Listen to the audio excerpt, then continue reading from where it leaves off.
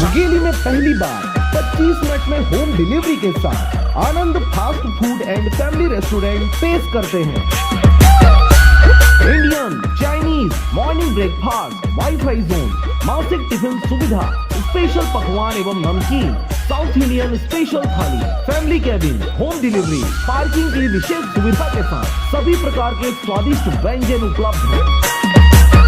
तो देर किस बात की, अपना पार्सल आज ही ऑर्डर करें 8815177377 पर।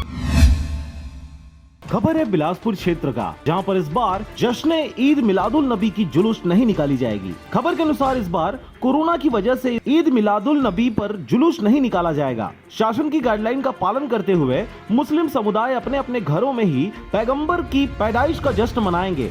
हालांकि मगरिब की नमाज ईदगाह मैदान में पढ़ी जाएगी। पैगंबर इस्लाम की पैदाइश का दिन यानी ईद मिलादुल नबी पर हर साल शहर में निकलने वाले भव्य जुलूस इस बार नजर नहीं आएगी। शहर के तमाम मुस्लिम जुलूस के मौके पर शहर भ्रमण करने के बाद ईदगाह में मगरिब की नमाज अदा करते थे, मगर इस बार कोरोना वायरस के संक्रमण की वजह से शासन प्रशासन ने किसी भी तरह के जुलूस पर प्रतिबंध लगा रखा है। इसलिए मुस्लिम कम्युनिटी ने तय किया है कि इस बार पहले की तरह जुलूस शहर में नहीं निकाला जाएगा। इस कमेटी के संरक्षक हाजी सैयद अनवारुल कादिर ने बताया कि मुस्लिम कम्युनिटी की हुई बैठक में यह निर्णय लिया गया है कि सभी लोग अपने अपने घरों में ही खुशहाली के इस पर्व को परिवार के साथ मनाएंगे। कम्युनिटी के पदाधिकारियों ने बताया कि शाम को पर्व के मद्देनजर मगरिब की नमाज ईदगाह में अदा कराई जाएगी। साथ ही यहाँ सोशल डिस्टेंसिंग और मास्क के साथ तकरीर का आयोजन किया जाएगा, जिसमें शामिल होने उत्तर प्रदेश से मौलाना महमूद साहब बिलासपुर आने वाले हैं।